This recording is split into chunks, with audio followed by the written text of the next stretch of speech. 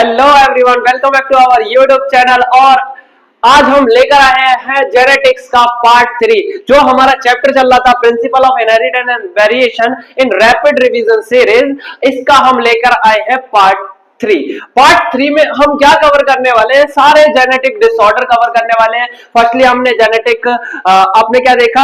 आपने Mendelian genetics देखी, फिर आपने क्रोमोसोमल थ्योरी ऑफ इनहेरिटेंस देखी, देन आप थर्ड पार्ट पे आ गए हो जिसका नाम है जेनेटिक डिसऑर्डर। तो सारे जेनेटिक डिसऑर्डर हम पढ़ने वाले हैं, मेंडेलियन एंड क्रोमोसोमल, जो आपकी बुक ने दिए हैं। बहुत इंपॉर्टेंट है, ये एग्जाम में पूछे जाते हैं और नीट में भी यहां से एक क्वेश्चन आता है। तो आइए स्टार्ट करते हैं। जेनेटिक डिसऑर्डर टू टाइप्स के हैं आपके। कौन से हैं? एक मेंडेलियन डिसऑर्डर है आपका और एक है आपका क्रोमोसोमल डिसऑर्डर। मेंडेलियन डिसऑर्डर होते हैं ड्यू टू द म्यूटेशन या फिर सिंगल जीन म्यूटेशन बोल लो, ठीक है। Mutation means any one codon is changed due to the ultraviolet raise.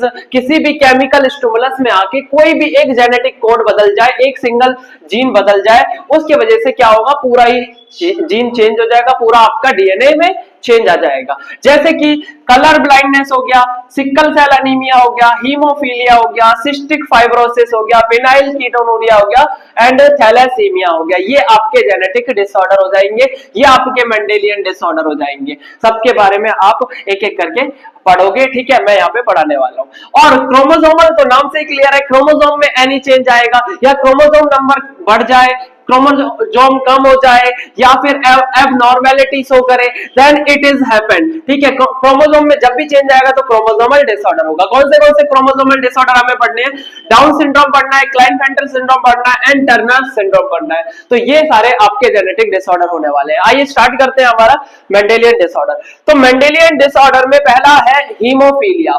Haemophilia is related to blood, blood से रिलेटेड ये डिसऑर्डर है। आप इसमें याद क्या क्या रखोगे? देखो, ये आपका सेक्स लिंक्ड रिसेसिव डिसऑर्डर है। ये इंपॉर्टेंट है, हर डिजीज में आपको पूछा जाएगा कौन सा लिंक्ड है। ये सेक्स लिंक्ड रिसेसिव है, डोमिनेंट है, ऑटोसोमल है। तो आपको ये जरूर याद रखना है, it is sex linked disorder. Haemophilia is sex linked disorder. और आप कैसे याद रख सकते हो इसको? हीमोफीलिया जो डिसऑर्डर है वो क्वीन विक्टोरिया के फैमिली में देखा गया है। Queen Victoria is carrier for this disease, ठीक है। हीमोफीलिया मतलब क्वीन विक्टोरिया की फैमिली में ये डिजीज हुई है, ठीक है। और ये हीमोफिलिक ऑफस्प्रिंग प्रोड्यूस कर रही है जो क्वीन है, ठीक है। तो देखो इसमें होता क्या है, इसमें पेशेंट कंटिन्यूअस ब्लीडिंग करता है। एक बार अगर कट लग जाए तो कंटिन्यूअस ब्लीडिंग होगी, क्योंकि यहाँ पे डिफेक्ट है आपके ब्लड क्लॉटिंग में। ब्लड क्लॉटिंग में डिफेक्ट है, इस वजह से जब भी कट लगेगा तो ब्लड आपका कंटिन्यूअस फ्लो होगा, ठीक है। जीन कौन सा है इसके लिए? जीन एक्स क्रोमोसोम पे लोकेटेड है, ठीक है। जीन किस पे? एक्स क्रोमोसोम पे आपका लोकेटेड है। इसका मतलब मेल ज्यादा अफेक्ट होगा। एक्स जो मेल होते हैं वो ज्यादा अफेक्टेड होते हैं देन दी फीमेल। क्यों? क्योंकि मेल के पास सिंगल एक्स क्रोमोसोम है। अगर एक्स अफेक्टेड हुआ तो मेल सीधे मर सकता है, डाई हो सकता है। जबकि फीमेल के पास दो एक्स है, अगर एक अफेक्टेड हुआ, इसमें से एक अफेक्टेड हुआ मतलब कि कैरियर फीमेल बनेगी। अगर दोनों ही अफेक्ट हो गए तब जाके इसको डिजीज होगी। तो फीमेल कब सफर कर सकती है? जब ही सफर करेगी जब होमोजाइगस कंडीशन बनेगी, जब दोनों एक्स क्रोमोसोम क्या होता है? अफेक्टेड होता है, ठीक है। और क्वीन विक्टोरिया की फैमिली में ये डिजीज देखने को मिली है, क्योंकि क्वीन विक्टोरिया क्या है? Carrier for this disease. Haemophilia means Queen Victoria की फैमिली।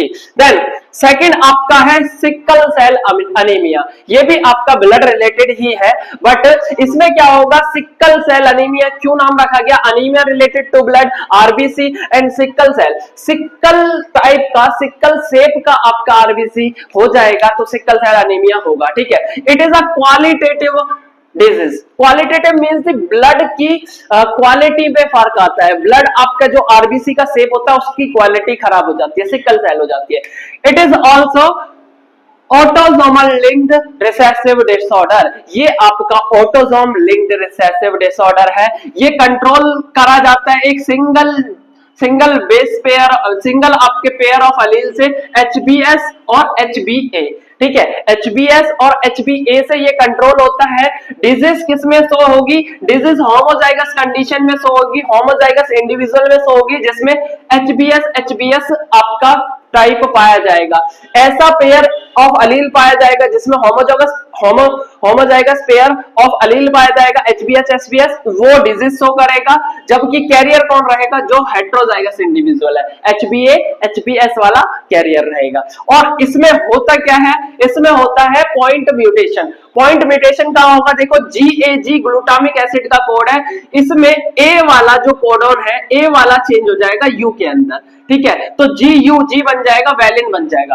तो beta globin chain of haemoglobin के सिक्स्थ पोजीशन पे, कौन से sixth position of beta globin chain of haemoglobin, जहां पर पॉइंट म्यूटेशन होता है, GAG से GUG हो जाता है आपका कोडोन, और ग्लूटामिक एसिड कन्वर्ट हो जाता है वैलिन के अंदर, ठीक है। और HBS जो है normal haemoglobin under the oxygen stress, जो ये आपका अलील है, ये नॉर्मल ऑक्सीजन स्ट्रेस में आपका नॉर्मल रहता है, ऑक्सीजन स्ट्रेस में नॉर्मल रहता है, लेकिन जैसे ही ये डिजीज होती है, सिकल सेल एनीमिया होता है, तो आरबीसी क्या करती है, अपने सर्कुलर शेप को सिकल सेल में कन्वर्ट कर लेती है। जैसे ही वैलिन बनेगा, ग्लूटामिक एसिड से वैलिन बनेगा, आपका सिकल शेप आपका आरबीसी का हो जाएगा, कुछ इस तरीके की शेप हो जाएगी। और इस शेप को कैपिलरी से पास होने, ब्लड कैपिलरी से पास होने में क्या लगेगा, मुश्किल होगी, इसको मुश्किल रेजिस्टेंस होगा, और इससे ब्लड सप्लाई अफेक्टेड हो जाएगी।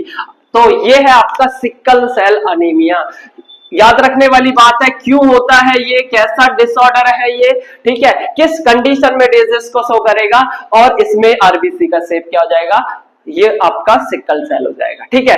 नेक्स्ट डिजीज है, उसका नाम है फिनाइल कीटोनूरिया। आप पहले भी पढ़ चुके हो फिनाइल कीटोनूरिया को, ठीक है। इट इज प्लेरोट्रॉफिक जीन, जब हमने पढ़ा था प्लायोट्रॉफी में हमने फिनाइल कीटोनूरिया पढ़ा था। इट इज इनबॉर्न एरर है, मेटाबॉलिज्म का इनबॉर्न एरर है ये, ठीक है, इनबॉर्न एरर ऑफ मेटाबॉलिज्म है।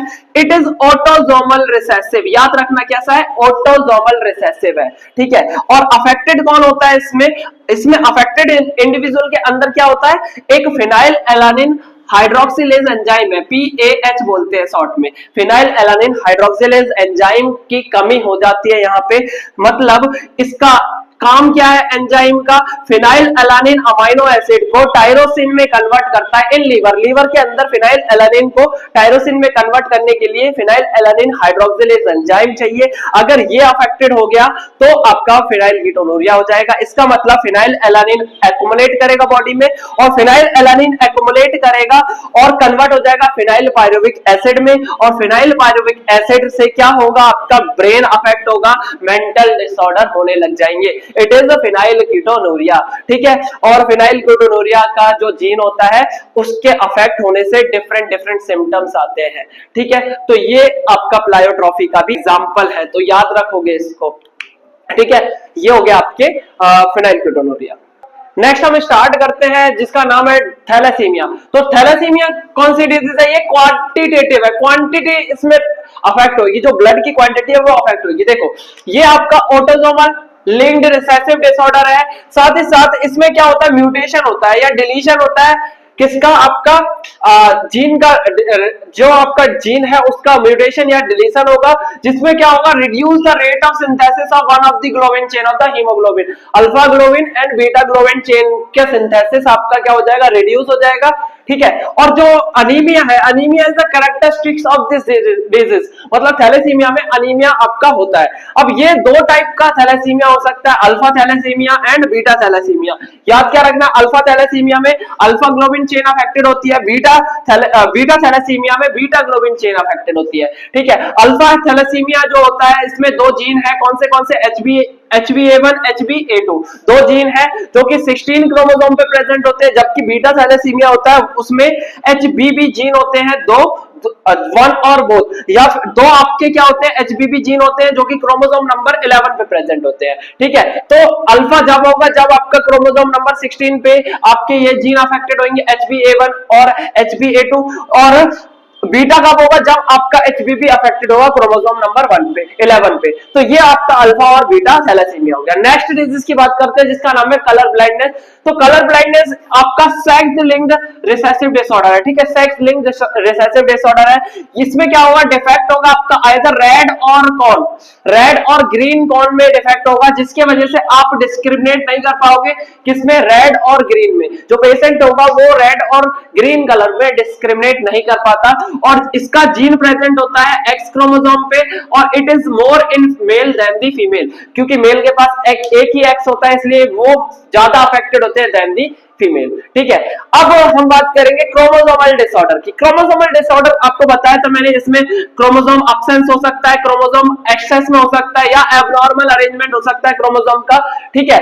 और इसी के साथ आपको एक चीज और याद रखनी है, एनियोप्लॉइडी। एनियोप्लॉइडी का मतलब क्या होता है? एनियोप्लॉइडी नीट में पूछा गया है, आपके सीबीएसई ने पूछा हुआ है, तो बहुत इंपॉर्टेंट कॉन्सेप्ट है एनियोप्लॉइडी। एनियोप्लॉइडी में होता है क्या? देखो, chromatids fail to segregate during the cell division. Chromatid आपके सेपरेट नहीं हो पाते, सेग्रीगेट नहीं हो पाते, रिजल्टिंग इन द गेन और loss of the chromosome. Chromosome का गेन हो सकता है या फिर क्रोमोसोम का लॉस हो सकता है, इसे हम बोलते हैं एनियोप्लॉइडी, ठीक है। कंप्लीट सेट का आपका लॉस हो सकता है, या एक एक्स्ट्रा क्रोमोसोम आ सकता है, ठीक है, उसे बोलेंगे एनियोप्लॉइडी, ठीक है। एनियोप्लॉइडी मींस नंबर ऑफ क्रोमोसोम में बढ़ना या फिर घटना, कमी होना। तो ये आपका क्रोमोसोमल डिसऑर्डर है। तो अब हम स्टार्ट करेंगे क्रोमोसोमल डिसऑर्डर। नेक्स्ट हम स्टार्ट करते हैं क्रोमोसोमल डिसऑर्डर, ये लास्ट टॉपिक होने वाला आपके चैप्टर का। तो क्रोमोसोमल डिसऑर्डर में हम डाउन सिंड्रोम, क्लाइनफेल्टर सिंड्रोम और टर्नर सिंड्रोम पढ़ने वाले हैं, और डिफरेंशिएट करेंगे तीनों में क्या क्या डिफरेंस है। डाउन सिंड्रोम में क्या कॉज है? देखो, डाउन सिंड्रोम में additional copy of chromosome 21 number पे 21 नंबर ऑफ क्रोमोसोम पे आपकी एक एडिशनल कॉपी आ जाती है, ट्राइसोमी हो जाती है क्रोमोसोम नंबर 21 पे। याद रखोगे क्या? Trisomy of chromosome number 21 is down syndrome, ठीक है। अब इसके क्या क्या सिम्टम्स देखने को मिलेंगे? देखो, शॉर्ट स्टेटस होगा विद स्मॉल राउंड हेड, छोटा उसका कद होगा और स्मॉल राउंड हेड होगा, पार्सली ओपन माउथ होगा, प्रोट्रूडिंग दी फरो टंग, टंग फरो होगी और प्रोट्रूडिंग कर रहा होगा बाहर, पाम ब्रॉड होगा, पाम जो होगा वो ब्रॉड होगा। आपका कैरेक्टरिस्टिक्स ऑफ पाम क्रीज इसकी कैरेक्टरिस्टिक्स है। And slow mental development, mental development क्या होगी? स्लो होगी। तो ये कुछ आपको सिम्टम्स दिए जाएंगे एग्जाम में और पूछा जाएगा बताओ कौन सा क्रोमोसोमल डिसऑर्डर है। और आपको याद रखना है 21 क्रोमोसोम पे क्या होता है? ट्राइसोमी होती है। देन आपका नेक्स्ट है क्लाइनफेल्टर सिंड्रोम। क्लाइनफेल्टर सिंड्रोम में ये याद रखोगे कैरियोटाइप होगा इसका, क्या? इसका कैरियोटाइप आप याद रखोगे, कैरियोटाइप है आपका 44+XXY, ठीक है। जो नॉर्मल मेल होता है उसमें XY होता है, लेकिन इसमें एक एक्स्ट्रा X आ जाता है, एक्स्ट्रा X आपका कैरियोटाइप आ जाता है। Presence of an additional copy of X chromosome, एक X क्रोमोसोम बढ़ जाता है आपका मेल के अंदर, ठीक है। अब सिम्टम्स क्या कहेंगे? Sex of individual is masculine, sex उसका मस्कुलाइन होगा but possess the feminine character, feminine character possess करेगा ये। गायनेकोमेस्टिया होगा। What is the meaning of gynaecomastia? Is development of breast, breast का डेवलपमेंट होगा इसमें, पुअर बियर्ड ग्रोथ होगी and often sterile होंगे ये मेल्स, और फेमिनाइन पिच वॉइस होगी, ठीक है। ये मेल का जो मेल होते हैं, मेल अफेक्टेड होते हैं, उसमें ये डिजीज हो सकती है, ये सिम्टम देखने को मिल सकते हैं। इंपॉर्टेंट क्या है? Gynaecomastia and 44+XXY। देन हम आते हैं टर्नर सिंड्रोम पे। टर्नर सिंड्रोम का कैरियोटाइप याद रखना है 44+XO।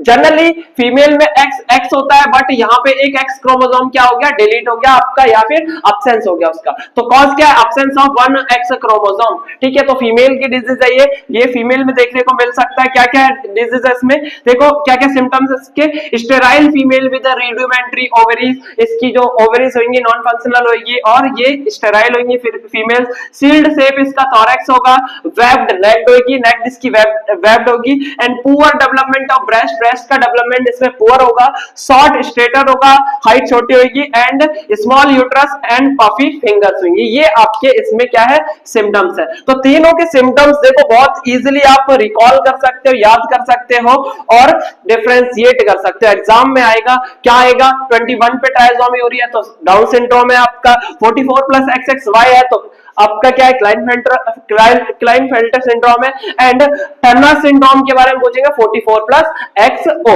O मींस 0, वहां पे कोई भी क्रोमोसोम नहीं है। ऑल द बेस्ट बच्चों, थैंक यू। तो ये था आपका जेनेटिक्स, मतलब पहला चैप्टर जेनेटिक्स का, principle of inheritance and variation. तो आपको अगर वीडियो अच्छी लगी तो सब्सक्राइब करें, शेयर करें अपने दोस्तों में और लाइक करें और पढ़ते रहें। All the best.